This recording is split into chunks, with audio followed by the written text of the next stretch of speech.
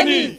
Free Hanifa. Free Hanifa. Free Karua. Free Karua. Tumekuja manake wenzetu tumepata habari wamekuwa detained in Tanzania. Hussein Khalid ambaye yuko kule amedeteniwa, na vile vile Willy Mtunga, Hanifa na Boniface Mwangi jana wamestorm hoteli yake kuharakisha. Martha Karua washarudi, kina Anton yule Irungu washarudi, na sisi tumekuja hapa kusik audience nao wametufukuza. Tunataka kujua kwa nini Watanzania wanatuzuia kusik audience nao, Wakenya wanazuiwa na regeshwa, na sisi ni watu wa kupenda amani. Tunamwambia Mama Suluhu ambao ni rais wao, hatuogopi lolote. East Africa sisi kama ndugu tunataka tuishi na amani, sio kuharakisha na kuleta harassment na impunity kwa nchi yake. Hiyo ni yake, lakini Wakenya wakienda pale sisi tutaingia, manake tuna believe in the spirit of East African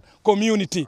Pale ulipochukua mamlaka tulikuwa tunajivunia sisi kama wanawake, tukisema sasa nchi ya Tanzania itaendeshwa kwa miondoko ya kisawasawa, lakini hadi hivi sasa tumeona ndo kumekathiri ukiukaji wa haki za kibinadamu, mauaji ya kiholela, watu kupotezwa kimabavu, na hivi sasa Wakenya kukatazwa kuingia katika nchi jirani. Sisi kama Wakenya hatutapinga Watanzania kuingia kwetu, kwa sababu tunawatambua, tunawapenda na tunawajali. Kinachotushangaza ni kipi anachokificha yeye kama mkuu katika hiyo nchi, ambao hataki Wakenya waweze kuingia katika nchi kama ile. Tunachokitaka ni Watanzania wasimame wote kwa umoja wao, waweze kuongea kwa sauti moja, na imefika wakati sasa Mama Samia atolewe katika mamlaka, apewe mtu ambaye kwamba ataweza kuendesha hii nchi kwa heshima na nidhamu inavyopaswa, kama zile mila za Afrika ambazo tunaweza kujivunia sisi kama Wanaafrika. Tunasema hivi, Mama Suluhu, kama unataka ushindano, wewe muachilie Lissu, mshindane kwa mada na kwa hoja.